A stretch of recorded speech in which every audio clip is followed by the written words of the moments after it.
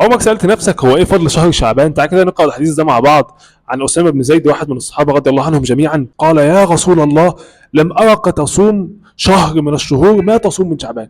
يا رسول الله، ده أكتر شهر شفتك بتصومه، ليه تكثر من الصيام في شهر شعبان؟ فالرسول صلى الله عليه وسلم بيعلمه وبيعرفه وبيعلمنا وبيعرفنا فضل هذا الشهر. فالرسول صلى الله عليه وسلم قال ايه بقى؟ قال: ذلك شهر يغفل عنه الناس. الناس غافلة عن هذا الشهر ومش حاسة بقيمة هذا الشهر. لو ذكرت ربنا في وقت الناس تغفل فيه عن ذكر الله، او في مكان الناس تغفل فيه عن ذكر الله، انت اجرك بيبقى مضاعف جدا. فنحرص على ذكر الله في مواطن الغفله، لان الاجر بيضاعف في مواطن الغفله، ومنهم هذا الشهر اللي هو شهر شعبان.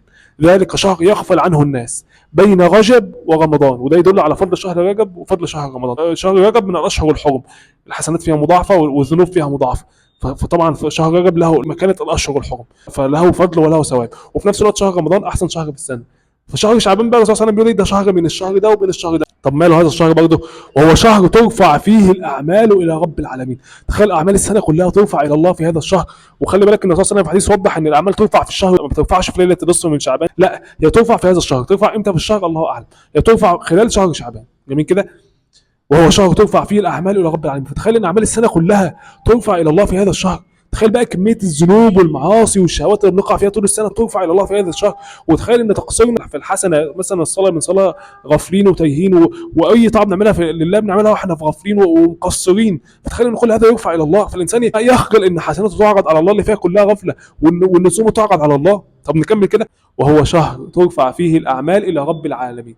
فالرسول صلى الله عليه وسلم بيقول ايه بقى؟ فاحب ان يرفع عملي وانا صائم. الرسول صلى الله عليه وسلم بيقول لك انا احب ان عملي يعرض على الله وانا صايم. فيها فائده كده ان الصيام اصلا الانسان بيبقى ضعيف والانسان بيبقى منكسر كده. ربنا ينظر الينا في حاله هذه الانكسار وفي حاله الصيام، وان احنا اصلا بنصوم عشان نطيع ربنا وبنصوم عشان نتبع ربنا ونتبع الرسول صلى الله عليه وسلم. فلعل الله يتجاوز عنا، ولعل الله يتقبل منا حسناتنا خلال السنه اللي كلها تقصير، ولعل الله يتجاوز عن الذنوب والمعاصي والشهوات. فنحرص على هذا الشهر العظيم، نحرص على زياده الطاعات عموما في هذا الشهر، ونحرص على زياده الصيام في هذا الشهر.